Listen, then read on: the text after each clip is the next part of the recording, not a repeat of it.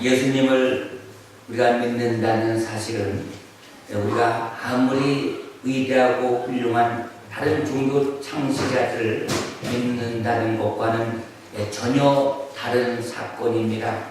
왜냐하면 그들은 아무리 훌륭하고 위대하다 해도 한 인간에 불과하기 때문에 그렇습니다. 그러나 예수님은 그 자신이 하나님으로서 인간의 몸을 입고 오신 분입니다. 인간의 선행이나 종교심이나 애국이나 철학에는 아무리 살펴봐도 부활이라는 개념이 없습니다. 왜냐하면 그들은 인간이기 때문입니다. 그러나 예수님을 만난 사람들은 부활신앙을 체험합니다. 왜냐하면 그분은 하나님이셨기 때문입니다. 지금으로부터 약 2000년 전 이른봄 예루살렘 성은 감격과 불안으로 팽팽히 긴장되어 있었습니다. 예루살렘에 예수라는 청년이 등장한 것입니다. 이스라엘 사람들은 거의 3년에 걸쳐 이 청년에 대한 소문을 들어왔습니다. 이 청년은 이스라엘 변방을 다니면서 백성들을 가르쳤습니다. 병자를 고치고 죽은 자를 살리셨다는 소문이 끊이질 않습니다. 떡 5덩이로 5,000명을 먹였다는 소문도 들립니다. 소문으로만 듣던 청년 예수가 드디어 예루살렘에 등장을 하는 것입니다. 기대감에 부풀어 있던 청년 예수를 맞이하는 예루살렘 시민들은 대단한 그 환영으로 들끓게 됩니다. 또한 예수라는 청년에 대한 군중들의 열광은 이스라엘의 지도자들을 불안케 한 사건입니다. 청년 예수는 예루살렘에 들어오자마자 성전에 들어가서 돈 바꾸는 장사를 뒤엎었고 또 제사용 짐승들을 파는 상인들을 채찍질하여 내쫓게 됩니다. 그리고는 전형스럽게 매일 성전에서 백성들을 가르칩니다. 가장 똑똑하다고 하는 당대의 율법학자들이 신학적인 질문을 던져 예수라는 청년을 궁지에 몰아넣으려고 했지만 예수는 대답에는 거침이 없었고 거꾸로 그들을 궁지에 몰아넣음으로써 민중들의 인기를 더 고조시키는 그런 꼴이 되어버리고 말았습니다. 또한 유대인 지도자들은 이 청년 예수를 죽이기로 결심을 합니다. 시기심도 있었지만 자칫하나 민중 봉기라도 일어나면 로마 군인들에게 자기네들끼리 피해를 받을까 두렵기도 합니다. 그러나 예수의 인기가 대단해서 당장은 손을 댈 수가 없었지만 호시탐탐 예수를 죽이려고 누르고 있던 차였습니다. 그러던 중 예수의 측근 가룟 유다라고 하는 제자가 대제사장을 찾아와서 흥정을 벌입니다. 은서른 양만 주면은 예수 있는 곳으로 안내해주겠다는 것입니다. 당시 은서른 양이면 노예 한 명을 살 수 있는 그런 액수입니다. 그들은 책부일을 금요일 밤으로 잡게 됩니다. 금요일 밤 유월절 만찬이 끝날 때쯤에서 제사장들은 성전을 지키는 경비병들에게 칼과 몽둥이를 주고 횃불을 들게 하고 예수가 기도하고 있다는 감난산으로 파견을 합니다. 공회회원들에게는 심야 특별 재판을 준비하도록 당부를 합니다. 또한 당시 이스라엘을 다스리고 있는 로마의 총독 빌라도에게는 새벽에 급히 처리할 일이 있으니 그 죄인이 있으니 재판을 준비해달라고 부탁을 해놓습니다. 가룟 유다는 경비병들에게 자기가 입맞추는 사람이 예수인이 체포하라고 미리 알려주었습니다. 자기를 배반하는 제자를 슬픈 눈으로 바라보시며 예수님은 자기를 잡으러 온 사람들에게 물었습니다. 너희가 누구를 잡으러 왔느냐? 우리가 나사렛 예수를 잡으러 왔다. 예수님은 한 걸음 나서시면서 내가 나사렛 예수다. 그 태도에 얼마나 위험이 있었던지 예수님을 잡으러 온 사람 중에 일부는 땅에 고꾸라지기까지 했습니다. 예수님은 말씀하셨습니다. 너희들은 나만 잡아가고 제자들에게는 손을 대지 말라. 그러나 이미 제자들은 횡소리치고 없었습니다. 성전 경비병들은 그 당시 제사장인 가야바의 장인 안나스의 집으로 예수를 끌고 갑니다. 밤 11시에서 12시 사이였을 것입니다. 안나스는 예수를 신문했지만은 사형 선고를 낼 만한 꼬투리를 잡을 수가 없었습니다. 거짓 증인들 내세워 보았지만 별 신통한 증언도 들을 수가 없었습니다. 기껏해야 옛날에 성전을 허물면 사흘 만에 짓겠다고 했다는 그 정도의 말만 얻어낸 것입니다. 답답해진 가야바는 예수에게 손설시킵니다. 내가 그리도냐? 예수께서 대답합니다. 그렇다. 이 대답이 떨어지자 가야바는 한 우성을 부릅니다. 외칩니다. 자기가 그리도라고 인정했는데 더 물어볼 것이 무엇이 있느냐? 이들은 예수를 묶어서 공회에 데리고 갑니다. 같은 날 밤 3번씩 받는 재판입니다. 예수를 잡아 죽여야 한다고 복석을 거는 대제사장과 그의 동료 앞에서 반대한 사람 없이 예수는 사형 선고를 받았습니다. 새벽녘입니다. 이들은 예수를 빌라도 총독 앞으로 데리고 갑니다. 이스라엘 백성들은 로마 식민지 통치하에 있었기 때문에 그들에게 사형권이 없습니다. 로마 총독만이 사형권을 내릴 수가 있습니다. 그러나 예수를 신문하여 본 빌라도 총독은 예수가 죄가 없다는 것을 발견하고 때려서 놓아주려고 했습니다. 다급해진 유대인 지도자들은 예수를 단순히 종교법으로 몰아서는 안 되겠다고 생각합니다. 예수를 정치범으로 몰면서 빌라도를 협박하게 됩니다. 이자가 자신이 유대인의 왕이라고 했는데 만약 이 사람을 놓아줄 것 같으면 당신은 가이사에게 반역을 하는 것이다. 반기를 드는 것이다. 이 말에 총독은 결국 굴복하고 맙니다. 그래서 물 가져오라고 하면서 손을 씻으면서 말합니다. 나는 이 사건에 대해서 손을 뗀다. 나는 무지하다. 그리고는 예수를 십자가에 처형하도록 내어주었습니다. 십자가 형벌은 노예가 처형하는 지옥적인 사형 방법입니다. 그래서 로마 시민권을 가진 사람은 십자가에 못을 박는 대신에 목을 베었습니다. 사형 선고가 내리자 군인들은 예수의 옷을 벗기고 40대의 매를 때리기 시작했습니다. 그 채찍에는 뾰족뾰족한 소의 이빨이나 납덩이 그것을 닫아매어서 때릴 때마다 살점이 찢기고 떨어져 나가고 피가 튀게 만드는 것입니다.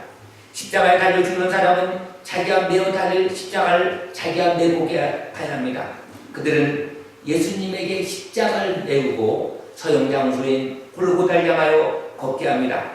그러나 밤이 새도록 재판을 받으시고 심한 매를 맞으신 예수님께서는 십자가를 지고 갈 수가 없었습니다. 가다가 거꾸로 쓰러집니다. 안 되겠다 싶어 한 군인이 옆에서 구경하면서 지나가는 구레네 시온을 붙잡아 강제로 십자가를 대신 지게 합니다. 골고다라는 언덕에는 예수 외에도 강도 2명이 처형을 받게 되어 있습니다. 군인들은 십자가를 땅 위에 내려놓고 예수님을 누인 다음에 다시 못을 박습니다. 오른손에 박고 왼손에 박고 두 발을 포개서 그 두 발 위에 또 못을 박고 이제 십자가를 세웁니다. 예수님이 십자가에 못 박힌 것을 본 유대 지도자들은 이제 비로소 안도의 숨을 쉬게 됩니다. 청년 예수는 십자가에 매달렸고 그의 제자들은 흔적 없이 사라진 것입니다. 유대 지도자들은 생각합니다. 이제 모든 것이 끝났다고 생각을 합니다. 그래서 공회의원 중에 한 사람인 아리마대 요셉이 빌라도에게 가서 예수의 시체를 내어달라고 했을 때 자기 무덤에 묻히도록 시체를 내어줍니다. 또한 시체를 내리기 전에 백부장이 예수님의 심장을 찔러서 죽음을 확인했다는 보고도 듣습니다. 그래서 마음이 놓았습니다. 또한 예수께서 살아생전에 자기가 죽었다가 다시 살아날 것이라는 그런 소문이 기억이 나서 빌라도에게 무덤 입구에 로마 군병들을 배치할 것을 특별히 부탁을 합니다. 그 결과로 삼엄한 경비가 세워진 것입니다. 이때로부터 2달이 지났습니다. 비겁했던 제자들이 용범한 전도자를 보내서 예루살렘을 누비기 시작합니다. 예수의 추종자가 마구 늘어납니다. 어떤 날은 3,000명이 예수의 추종자가 되기로 결심했다는 소문이 들립니다. 예수의 추종자들이 10,000명이 넘었다는 소문도 들립니다. 그러던 중 예수의 추종자 2명이 성전 미문에서 안진뱅이 허리를 고쳤다는 소문이 들립니다. 이스라엘 지도자들은 이 두 사람을 급히 체포해 오도록 합니다. 다음날 재판이 벌어졌습니다.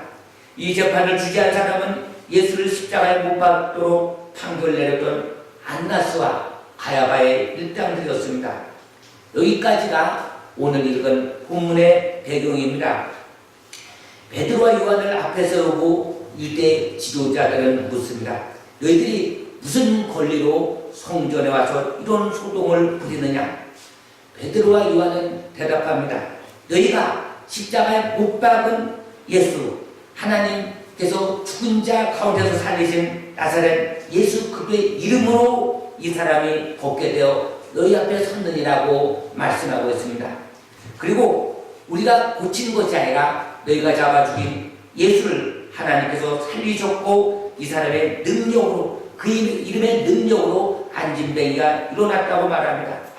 베드로와 요한은 전혀 두려울 기색이 없습니다.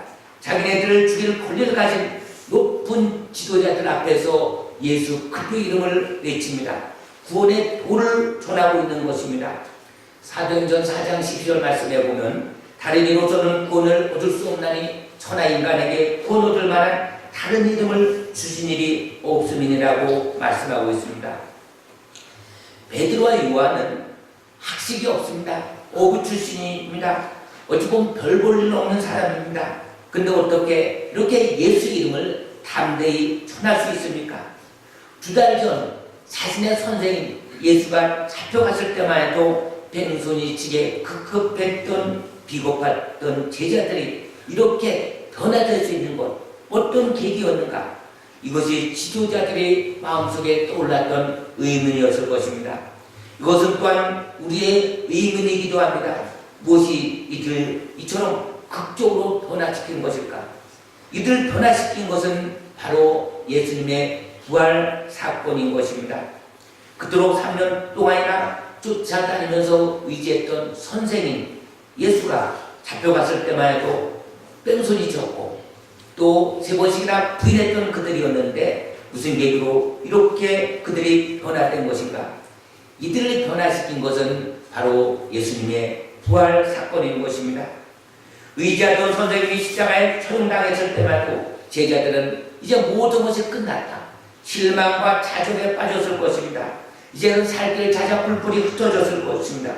오비였던 제자들은 3년 전에 버렸던 그 그물을 다시 잡았습니다. 바로 이때 예수님께서 디베랴 바닷가에 나타나셨습니다. 부활하신 예수님을 그들은 직접 목격했습니다. 만져보았습니다. 그들은 깨달았던 것입니다. 이사야 53장 말씀에 5절 6절 말씀에 그가 찔림은 우리의 허물이라니요 그가 상함은 우리의 치아그리라니라. 그가 징계받음으로 우리가 평화를 누리고 그가 채찍에 맞음으로 우리가 나음을 입었도다. 우리는 다 우리의 죄악을 담당시키기 위해서, 그에게 담당시키기 위해서 그가 우리를 위해 죽으셨다는 이사야 53장의 그 말씀이 그들을 생각나게 한 것입니다. 그 말씀이 생각난 것입니다. 또 부활하신 예수님을 목격한 그들은 이제는 용감한 사람으로 바뀐 것입니다. 또 예수님께서 베드아니에서 죽은 나사로를 살리면서 하신 말씀입니다. 나는 부활이요 생명이니 나를 믿는 자는 죽어도 살겠고 무릇 살아서 나를 믿는 자는 영원히 죽지 아니하리니. 이 말씀이 이제는 살아서 역사하게 된 것입니다. 그전에는 지식으로 믿던 그 말씀입니다. 그러려니 했습니다. 설마했던 그 말씀이 부활하신 예수님을 만나고 나서 그들에게 새로운 소망이 생긴 것입니다. 그 소망이 무엇입니까? 바로 죽음을 두려워할 필요가 없다는 것입니다. 죽음이 두렵지 않을 때 무서운 것이 없는 것입니다. 예수를 잡아 죽인 적들이 자신을 잡아 죽이려고 할 때도 담대할 수 있었던 것입니다. 왜 그렇습니까? 예수님이 부활하셨기 때문에 자신도 부활될 것이라는 확신이 생겼기 때문입니다. 우리가 예수를 믿고 영접해서 이 신앙생활을 한다는 것은 우리에게 영원한 생명을 우리도 소유하는 것입니다. 그래서 우리도 예수님처럼 죽음을 두려워하지 않으면서 살 수가 있는 것입니다. 믿지 않는 사람들은 앞으로 죽어야 되지만 예수를 믿는 사람들은 이미 죽은 사람입니다. 우리가 세례받을 때 우리의 옛사람은 이미 죽은 것입니다. 사랑하는 성도 여러분, 죽음을 두려워할 필요가 없습니다. 죽음을 두려워하지 않는 사람처럼 무서운 사람이 없습니다. 이런 사람이야말로 진정 무서운 사람입니다. 성경의 말씀에 보면 두려워하지 말라고 계속하여 말씀하고 있습니다. 지금 북한에는 지하 기독교인, 그리스도인이 20만 명이나 된다고 합니다. 그들은 예수 믿다가 발각만 되면은 처형입니다. 공개 처형입니다. 또 탄광에 가도 다 죽어 나옵니다. 그럼에도 불구하고 그들이 생명을 걸고 예수를 끝까지 믿고 예수의 이름을 부인하지 않을 수 있는 것은 죽어도 다시 산다는 그 부활 신앙 때문입니다. 우리가 지금 사순절을 보내고 있습니다. 사랑하는 성도 여러분, 예수님의 그 고난이라고 하는 것은 우리가 부활 신앙 때문에 십자가에 고난이 있는 것입니다. 십자가에 죽음이 있는 것입니다. 십자가의 죽음으로 끝났다면 역사상 이 기독교는 새로 탄생할 수가 없는 것입니다. 사랑하는 성도 여러분, 우리를 두렵게 하는 그 무엇이 있습니까? 최악의 상황이 어떤 것입니까? 만약 죽는 것이 최악이라면 나는 두려워할 필요가 없다는 것입니다. 우리는 두려워할 필요가 없다는 것입니다. 우리는 이미 죽었기 때문입니다. 사랑하는 성도 여러분, 우리 앞이 힘들고 어렵고 수많은 난관이 닥친다 해도 기껏해야 죽기밖에 더 하겠느냐. 예수를 믿는 사람은 예수님과 더불어 죽었기 때문에 예수님과 더불어 부활할 것입니다.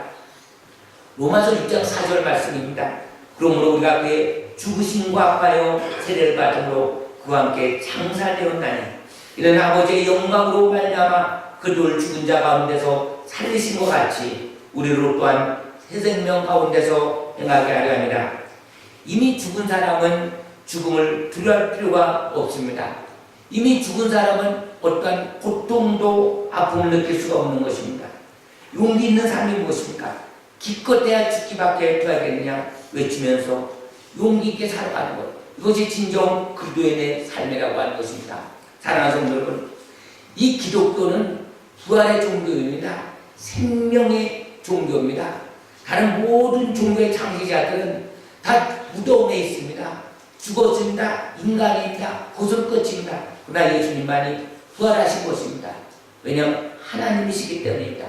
하나님이신 예수님께서 사람의 몸을 입으시고 이 땅에 오셔서 우리의 모든 죄값을 대시고 십자가에 죽으셨을 때 그 믿음이, 그때 나도 이미 죽었고 이제 부활하신 예수님을 내가 영접할 때에 예수님께서 성령으로 내 안에 들어와 계신 것입니다.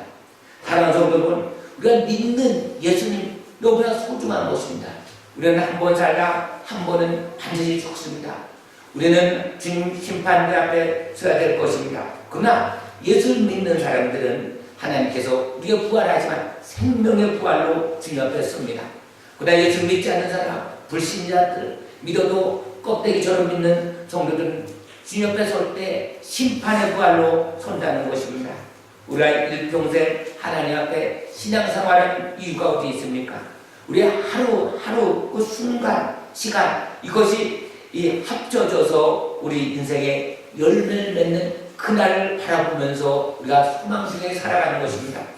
우리가 예수를 믿는다는 것, 정말 살아계신 하나님을 나의 구주로 용접한다는 것, 그것은 하나님의 놀라운 은혜요. 이것이 가장 큰 축복입니다. 이런 부활 신앙을 가지시고 우리가 날마다 승리하는 성도 되시길 예수님의 이름으로 축원합니다. 오늘도 말씀을 생각하면서 다 같이 통성으로 기도합니다. 예수님의 제자들이 부활하신 예수님을 만나 담대히 예수 이름을 증거한 것처럼 우리 입술에 예수 이름을 부끄럽지 않고 날마다 하나님 앞에 또 사람 앞에 날마다 예수 이름을 부르면서 살아가는 정말로 진정한 크리스찬이 되도록 하다라고 다 같이 통성으로 기도합니다. 사랑의 아버지 하나님 감사드립니다. 오늘도 주의 말씀을 통하여서 아버지 앞에 우리가 부활 신앙을 갖기를 원합니다. 예수님께서 부활의 천년대가 되셨습니다. 죽음 사망 것을 깨뜨리고 부활하신 주님을 이제 내가 믿음으로 말하마, 이제 우리는 성령으로 말하마, 우리도 부활의 모두 참나는 하나님의 자녀들입니다. 이 땅에 사는 동안 우리가 무엇을 추구합니까? 무엇을 금신합니까? 무엇을 영리합니까? 아버지 하나님의 부활 신앙을 가지고 우리가 살아갈 수 있도록 지어주시고 함께 하여 주옵소서. 사랑의 아버지 하나님, 오늘도 주의 사랑을 전하고 부활한 주의 주께 이기는 그렇게 보였나니 이 시간 예수의 생명으로 충만하게 하옵소서. 아버지 하나님의 확신을 가지고 부활 신앙을 가지고 성령의 충만함을 가져서 담대하게 세상을 나아가게 예수 이름으로 승리하게 하여 주옵소서. 어느 환경에 우리 앞에 막을지라도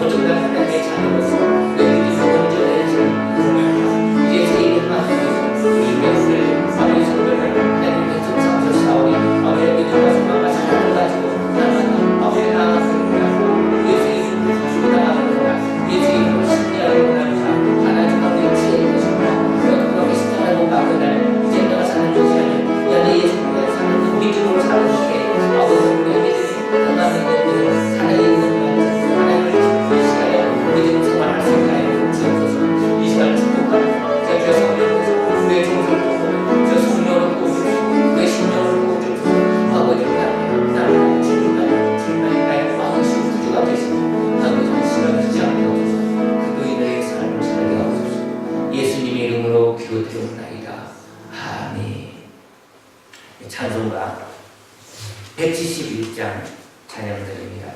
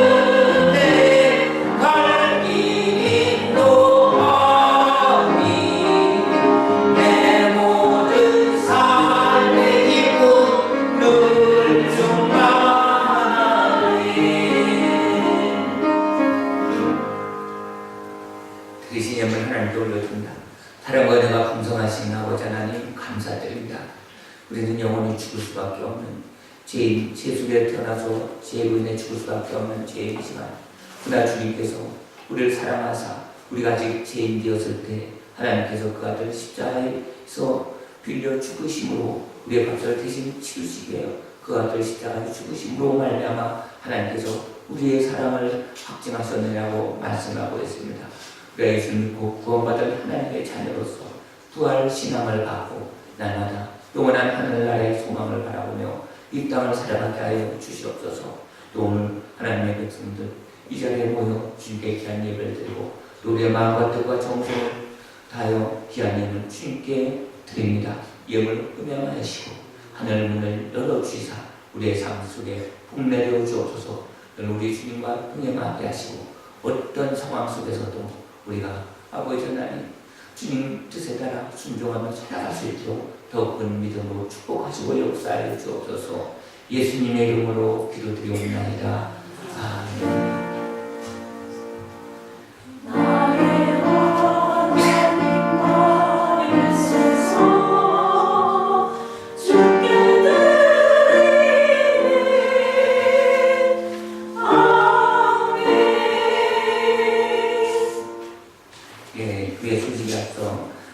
세대 명절은 7가지 약속을 이제 한번 우리가 크게 한번 외쳐보겠습니다. 거기 주보 다 있으시죠? 제가 한번 읽겠습니다. 그럼 여러분 따라해 주시기 바랍니다. 1. 매일 성경을 한 장씩 꼭 읽는다. 2. 일주일에 성경 한 장씩 노트에 꼭 쓴다. 3. 하루에 아침 저녁으로 10분 이상씩 기도한다. 4. 내 옆에 있는 지인들에게 가족 친구 등 하루에 한 번 이상 축복 격려의 말을 한다. 5. 내가 먼저 주위에 있는 자들을 존경한다. 6. 내가 먼저 기쁨, 친절, 격려, 기도를 주는 자가 된다.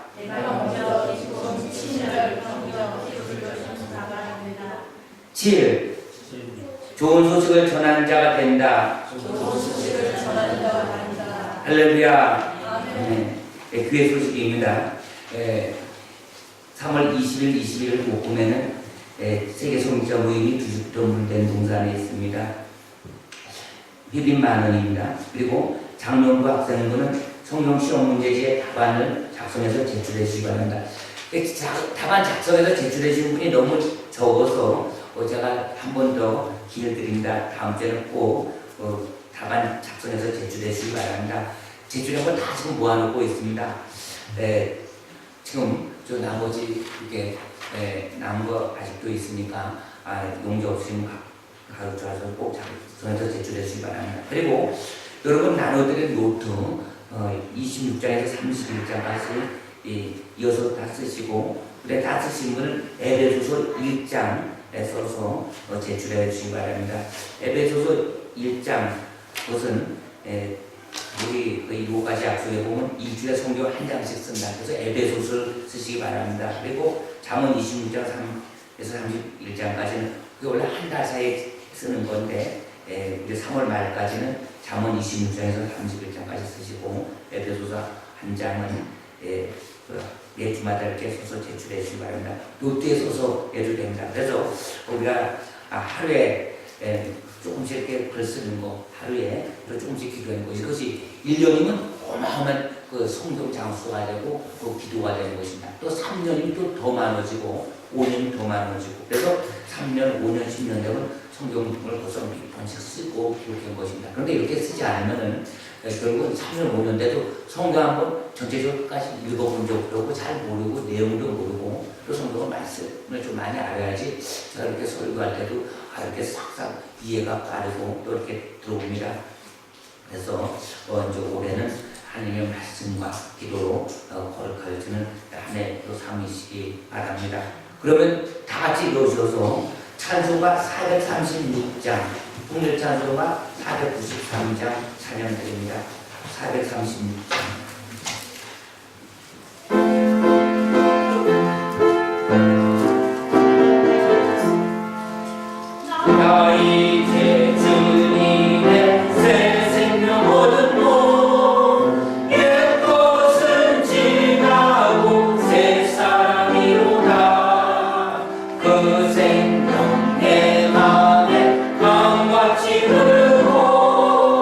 그 사랑 내게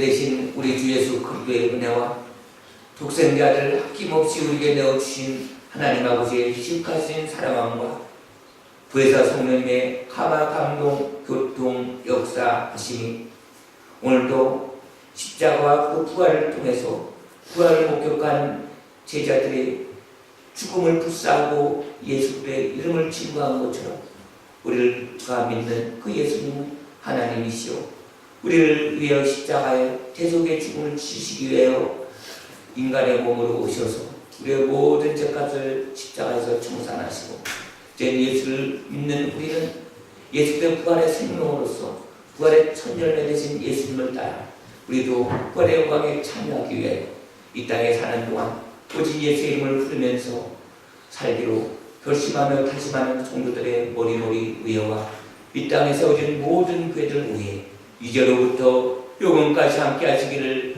축원하옵나이다. 아멘.